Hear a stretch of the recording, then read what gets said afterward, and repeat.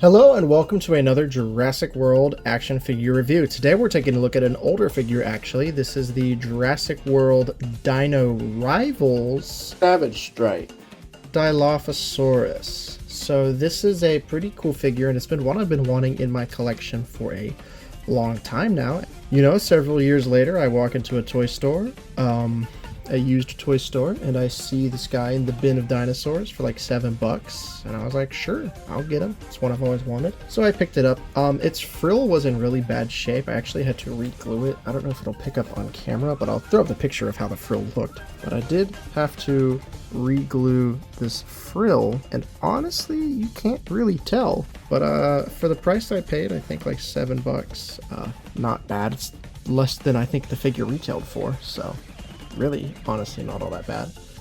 And yeah, I just wanted to kind of do a quick little review of this guy. It's purple. It's really cool, these colors. I do really like the purple coloration on this Dilophosaurus.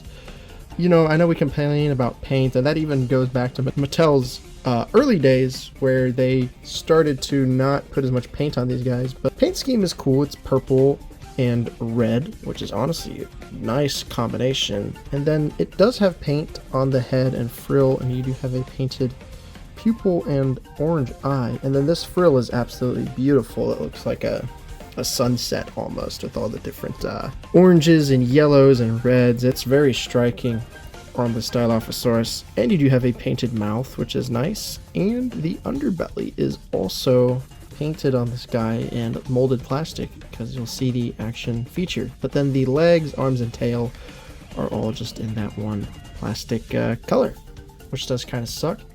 This was a $9 figure, so all of those have some sort of gimmick and added articulation. This guy does have quite a bit of articulation. The legs will move back and forth. They are kind of on a ratchet. They do move out from the body as well, which is not something you see as often on newer Mattel figures. You also have arm articulation. The arms will move back and forth as well as out from the body, which is cool. The jaw is articulated. It will close. Not all the way, but it does close, so you can get a more snarling position.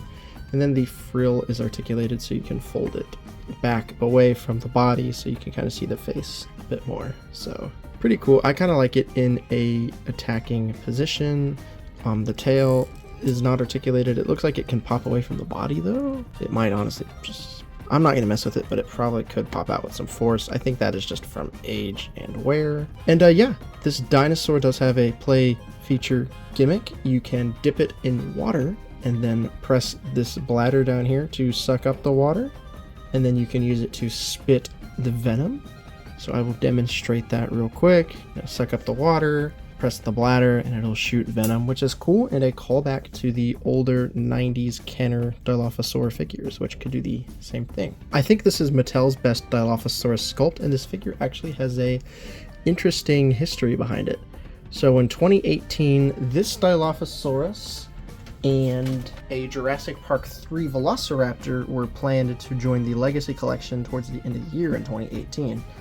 However, those figures were scrapped and then re-released in 2019 with a new paint scheme. So you got this purple Dilophosaurus that's supposed to be the Jurassic Park Dilophosaurus in the Jurassic Park colors, and then you got this Jurassic Park 3 Raptor that's obviously supposed to look like a Jurassic Park 3 Raptor. And now obviously we've gotten several Jurassic Park style Dilophosauruses in the Legacy Collection, but it did take us quite a long time to finally get a proper Jurassic Park 3 Velociraptor in the Legacy Collection. So that's a bit of the fun history behind this figure. Compared to Mattel's other mainline Dilophosauruses, I do think this is the best one. This is their original 2018 Fallen Kingdom sculpt. This is the Legacy Collection Dennis Nedry version. It's not a bad figure, but it's also not super fantastic. I like that this one is a bit bigger and has a much larger frill, show that it's a more premium figure. And I like this head sculpt better. I think it is a much better Jurassic Park Velociraptor than this one. We also have the update of this sculpt being the Dominion sculpt of the Dilophosaurus that is much bigger and has a larger frill and an updated head sculpt. But again, not the biggest fan of this Dilophosaurus compared to the purple one. And then lastly, we have Mattel's worst Dilophosaurus sculpt being the other Strike Attack $9 price point one.